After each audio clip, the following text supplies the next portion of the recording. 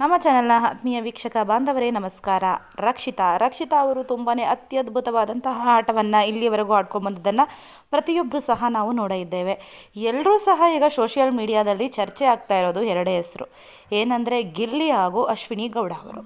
ಈ ಇಬ್ಬರಲ್ಲಿ ಯಾರಾದರೂ ಸಹ ಕಪ್ಪನ್ನು ಎತ್ತಾರೆ ಅನ್ನುವಂತಹ ವಿಚಾರ ಈಗ ಎಲ್ಲೆಲ್ಲಿಯೂ ಸಹ ಅದೇ ಚರ್ಚೆಯಾಗಿ ನಿಂತಿದೆ.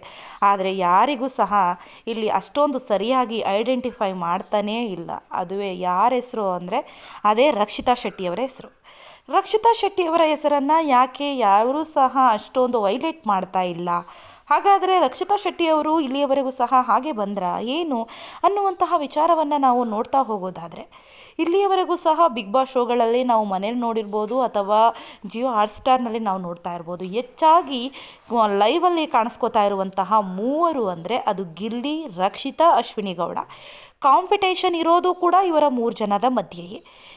ಅಶ್ವಿನಿ ಹಾಗೂ ರಕ್ಷಿತಾ ಅವರಲ್ಲಿ ರನ್ನರ್ ಅಪ್ ಯಾರಾಗ್ತಾರೆ ಅನ್ನುವಂತಹ ಕುತೂಹಲ ಏನಿದೆ ತುಂಬಾ ಬಿಲ್ಡ್ ಆಗಿದೆ. ಗಿಲ್ಲಿ ಅಂತೂ ವಿನ್ನರ್ ಅಂತ ಹೇಳಿ ಇಡೀ ಕರ್ನಾಟಕದ ಜನತೆಯೇ ಒಪ್ಪಾಗಿದೆ. ಅವ್ರಿಗೇ ಕಪ್ ಸಿಗೋದು ಅಂತಲೂ ಸಹ ತಿಳಿದಾಗಿದೆ. ಈಗ ರಕ್ಷಿತಾ ಅವರು ಹಾಗೂ ಅಶ್ವಿನಿ ಗೌಡ ಇಬ್ಬರ ಮಧ್ಯ ಯಾರು ರನ್ನರ್ ಅಪ್ ಆಗ್ತಾರೆ ಅನ್ನುವಂಥದ್ದು ತುಂಬಾ ಕ್ಯೂರಿಯಾಸಿಟಿಯಲ್ಲಿ ಇದೆ.